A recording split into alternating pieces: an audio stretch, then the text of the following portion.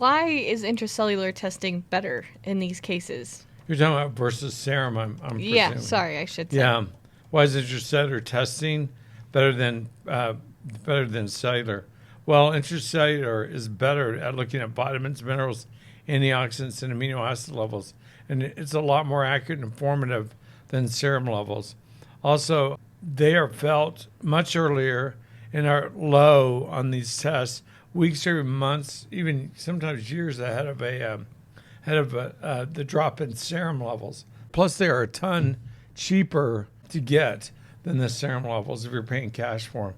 So serum levels for these 100 supplements would when I did the math, I was using one of the labs we use, push upwards of $50,000 or more.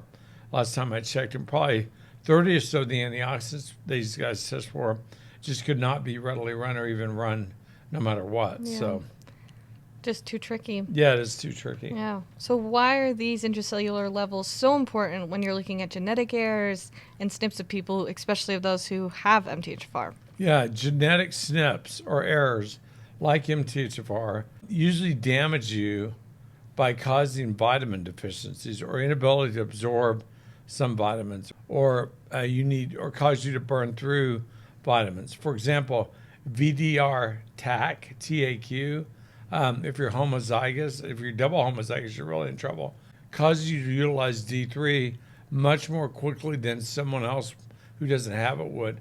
Most people, the vast majority of people, use D3 up slowly all day long, while VDR TAC people run through it really, really fast. And so they need a lot of D3. I've given as much as 50,000 units a day. It still doesn't keep up with it. Okay. It kind of becomes non-redeeming. So usually people either put them on 10 or 20,000 units a day and just leave it. And their levels will never be good, but at least they're not spending $100 a week on D3 vitamins. If you look at FOLR1 or FOLR2 genes on Google, FOLR1 or FOLR2, those are the folate and folic acid receptors. I see a lot of North Americans with FOLR2 homozygosities, meaning they cannot absorb folic acid, the synthetic folic acid. Can't do it. That's why it gives them problems and inflammation. Sometimes they get someone who's a FOLR1 homozygous, they can't absorb methylfolate or regular folate and natural folate. You have to put them on folic acid. There's no other choice for them. And you could try other things like folinic acid, stuff like that. It may or may not work. Yeah. These genetic SNPs cause vitamin deficiencies, and the vitamin deficiencies are intracellular. When I do one of these panels, I always tell the patient that 90% of these deficiencies, because they're like, how did I get these? What did I do wrong? Am I not eating correctly?